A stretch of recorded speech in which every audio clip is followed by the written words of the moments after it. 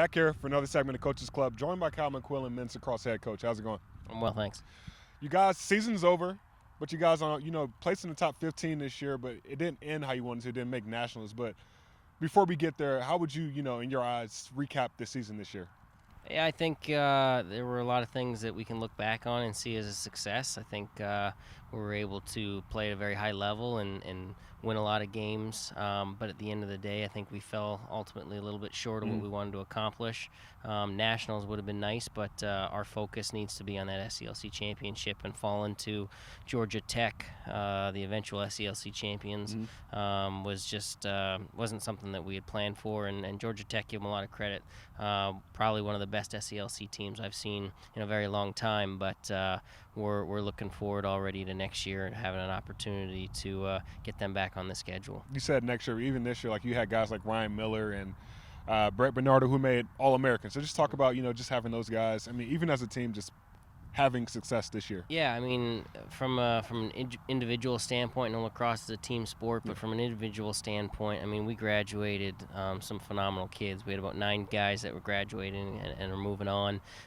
We had 2 All-American first-teamers, which is Ryan Miller and Brett Bernardo. We had 2 honorable mentions, Bryce Marakovich and Brant Grouse on the defensive side of the ball. So it's definitely going to be tough. I've kind of pushed that to the back of my mind about kind of the guys that we're losing and some of the key leadership roles that we're going to be losing, but we're also really excited about our incoming freshman class and what they're going to be able to bring to the table. So there's a lot to look forward to, but it's definitely going to be hard to kind of revamp the program and kind of bring some of these new guys in and some new blood, but we got a lot of faith in them. Talk about like revamping the program. You got guys like Sam Gregory and Brett Wood and guys like that who are coming back, as well as some recruits. So just talk about, what are you most looking forward to next year and just going forward?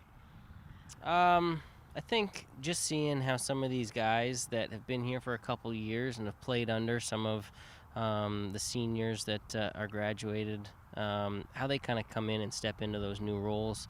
We had a lot of meetings on our way out after the season was concluded and kind of put out a lot of encouragement to some of these guys and asking them to really kind of focus this summer on coming in and stepping up and playing not only a bigger role on field, but in the locker room and just as a part of this team. So just seeing which of those guys really kind of take that to heart, and I can really see a handful of guys really being those type of individuals. But at the end of the day, it just depends on who's really kind of willing to take on that added responsibility and kind of put that extra weight on their shoulders. And, even now, it's off-season.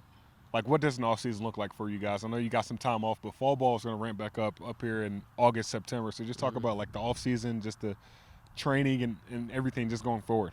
Yeah, I mean, we take a look, especially this fresh off of the season. We like to take a look back on kind of what we did well, some of the accomplishments, some things that we can maybe try to change. We're already taking a look at the type of personnel that we're going to have and how that's going to affect and change the way we play offense or defense. So starting to tweak some of those things. But we've got summer camp, we've got recruiting, we've got it feels like it's a long time, but it goes pretty quick, and we're back at it here starting September. So I've got a few months to kind of take a breath and maybe relax, reload, refresh, and hopefully go out and get on the road, find some more recruits for years to come, and continue to move this program in the right direction. And now just next year's schedule, you got the SELC teams that you're mandated to play, but just talk about the out-of-conference teams.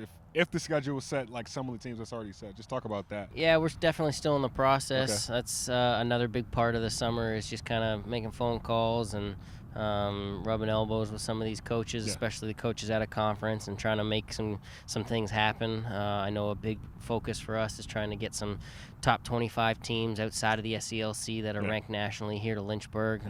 This is a team that hasn't lost at home in over 4 years, so we really want to try to take advantage of that home field advantage, and we're looking forward to some of the teams we're going to put on the road schedule. But right now, a lot of it's still up in the air.